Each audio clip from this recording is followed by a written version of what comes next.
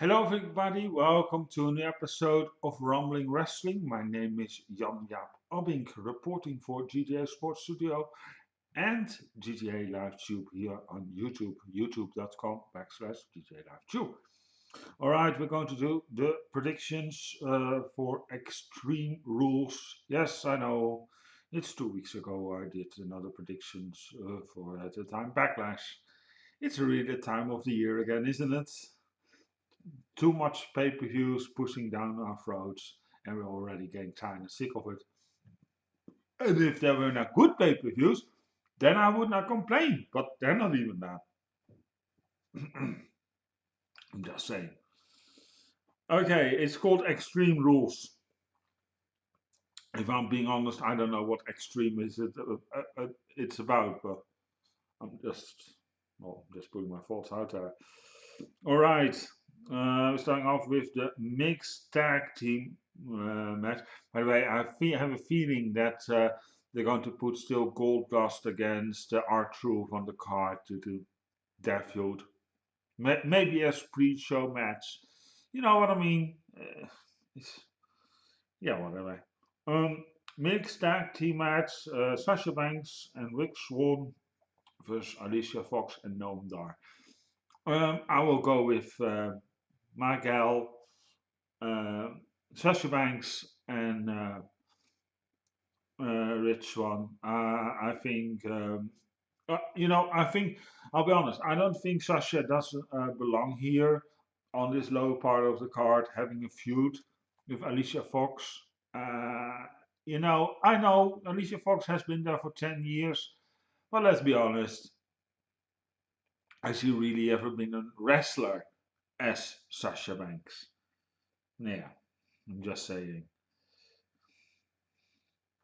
Then the WWE Raw Women's Championship Kendo on a pole match. I mean, let's be honest about here one thing. All right, I have nothing against Alexa Bliss. I think she is a very talented wrestler. Neither I have something against Bailey. The character is a little bit wibbly wobbly, but this has all to do due to the writing has not been good. If I was WWE or I was in the creative stuff, I would go with turn Sasha heel and let Sasha and Bailey go at it because that we want to see. Can you remember the matches they had in NXT? Oh my god, those were bloody amazing. And yeah, I have something. What? So this is, yeah. I really don't know what we're going to do with it. The women division has been booked up so strong, and now it's going to be turned around again. And I can understand that Nia Jax has even start to complain because she's nobody now. She's just hanging around there. They prefer, for example, Alicia Fox over Nia. Uh, no, don't forget. Even forget no.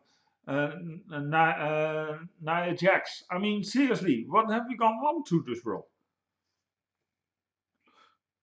What are we going to do? Call up next time? We're going to call up Doink? I mean, seriously. To be quite honest, I think when the movie, it will come in the cinema, I would not even be surprised if they come with character Doink back or something. I mean, you know how the WWE is. Uh, I'm just saying.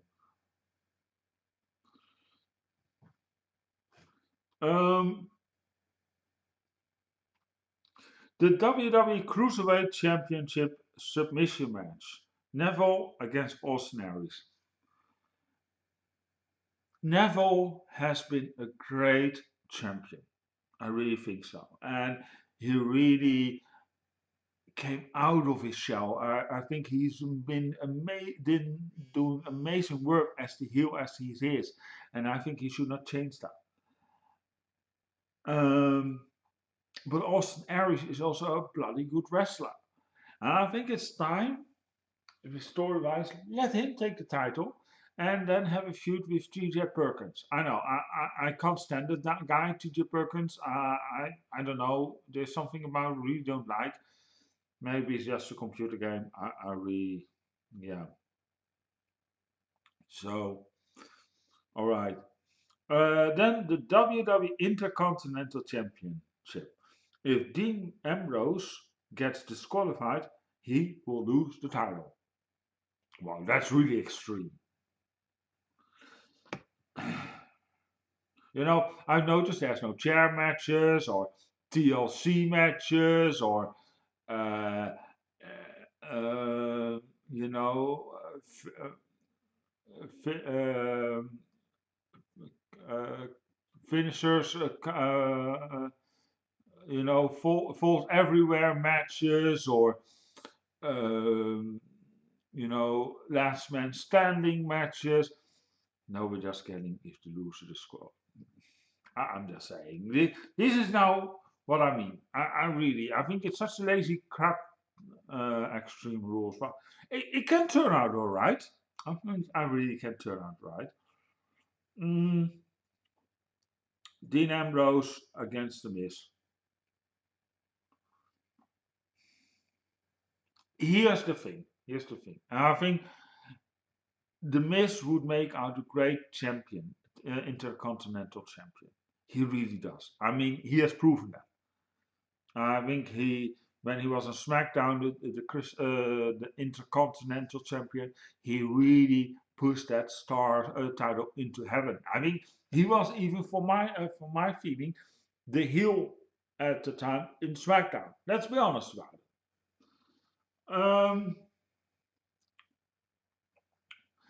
But I don't think that if you take the title off a person, then on it, off, on from the same person, it will do the title good. I think that the title, what they have to do here is, and I heard others say that also,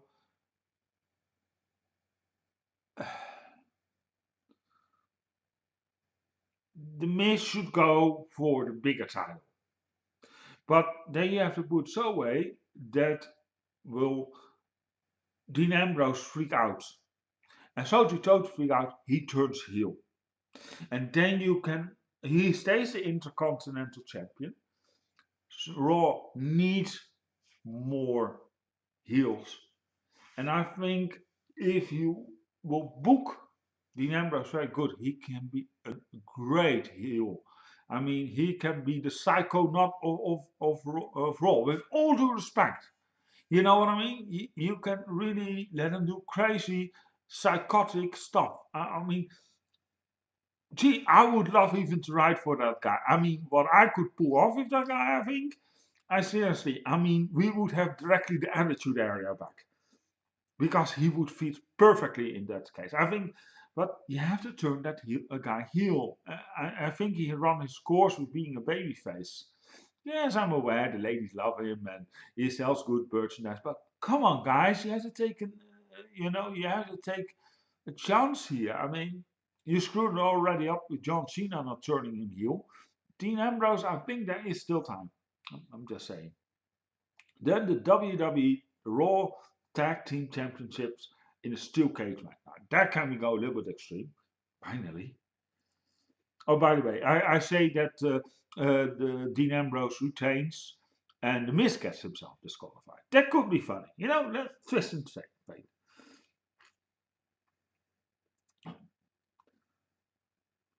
And but with the Hardys against Cesaro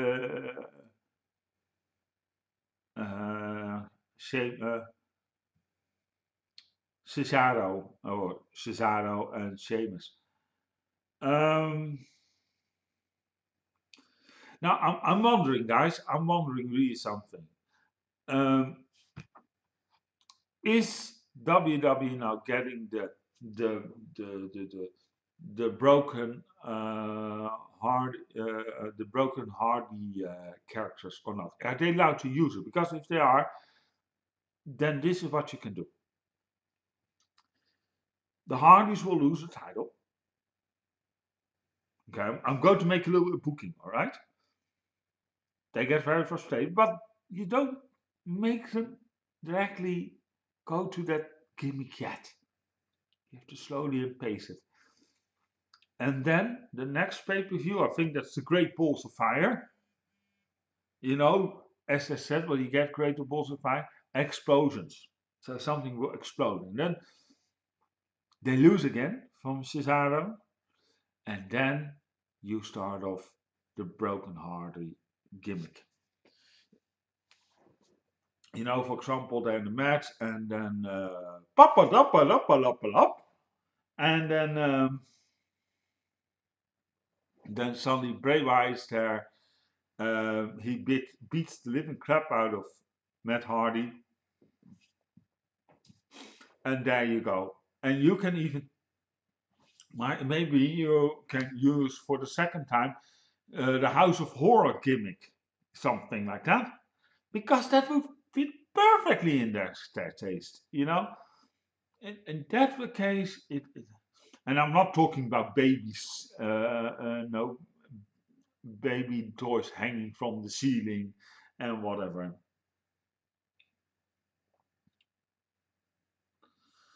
So I would do that. I know Sheamus and Cesaro stacking them.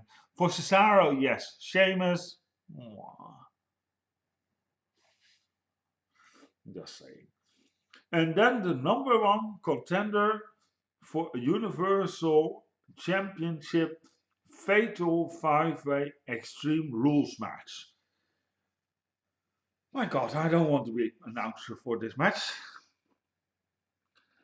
Finn Balor for Roman Reigns versus Seth Rollins versus Samoa Joe versus Bray Wyatt.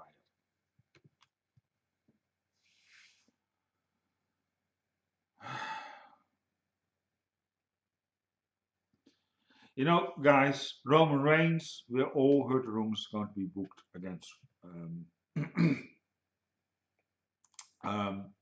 Brock Lesnar on WrestleMania. So that will point off Roman Reigns. That is everybody say, yeah, but you know it's going to be Roman Reigns. You know they go crazy with Roman Reigns.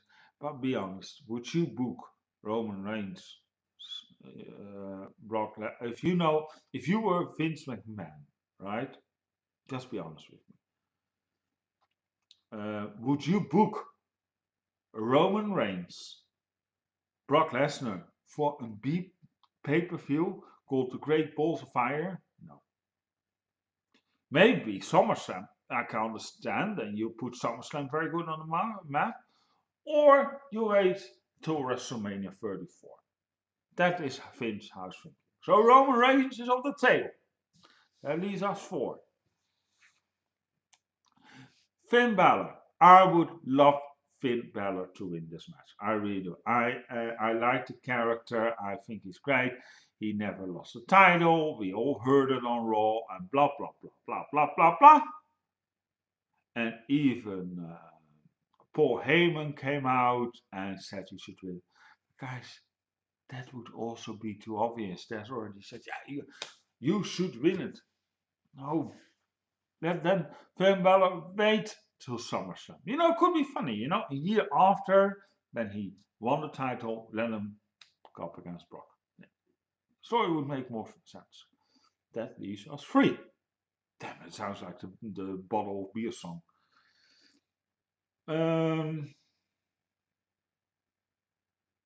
All right.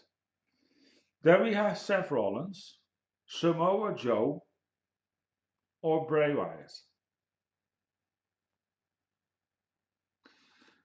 Samoa Joe.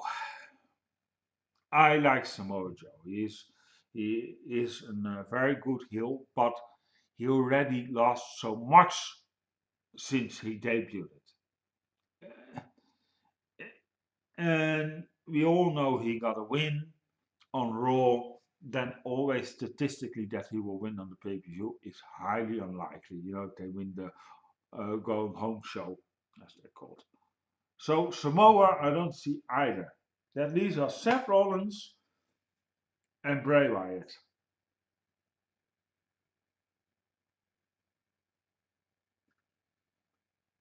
Seth Rollins never have a exclusive winning against Brock Lesnar. Can you remember that match that was disturbed by The Undertaker? Bray Wyatt should have been facing Brock Lesnar, but then he got hurt and the match was gone. So here is the fact. Or it will be Seth Rollins or Bray Wyatt. But if you want to have Bray Wyatt getting in the feud with Matt Hardy for the broken character and build it up, you don't want to place him first on Brock Lesnar. So that leaves me with only one solution here, and that is Seth Rollins. Now, is that now a good match for a B pay-per-view? I really don't know. This is so hard, guys. I've been really going over the options, but I think I will go with Seth Rollins and for the Universal title and the Great Balls of Fire pay-per-view. That is my solution. The thing is, the problem here is why it's so difficult, all due to the injury of Braun Strowman. That is the fact. So I really hope this is the solution. Of course, I would love to see Braun Strowman against Brock Lesnar. I really do. I don't know when Braun Strowman is going to be back. I don't know how long he's going to be out because there's been something funny. I noticed them with the surgery of Braun Strowman. When he was brought in with the surgery, it was his left hand who was covered up. Just go take a look. Go Google purchase. Suddenly he was laying with his on the surgery table with his right arm covered up. Now I don't know how they do it or something. They telematic first throw it to the other arm because it's easier for the doctors how to remove it. That is the problem I have with this. This is a legit surgery? I have my doubts. I think the guy is injured because I don't think they want to go this far with all the rearrangements. That I don't think so. But I don't think he will be gone for 6 months. It doesn't make sense. And you could do very good exclusive storylines how to bring them back. Very mysterious. I think they're going to do something like that. Can you remember that Raw when you had the build up for John Cena against the Great Khali many years ago? I think it was the last standing match they had or something they did. I think John Cena won that match. But they did also have that whole Raw was built being smashed out. I think they're going to do something like that also with Braun Strowman to bring him back. That is just my opinion. Now we're going to talk about it anyway. Listen to me.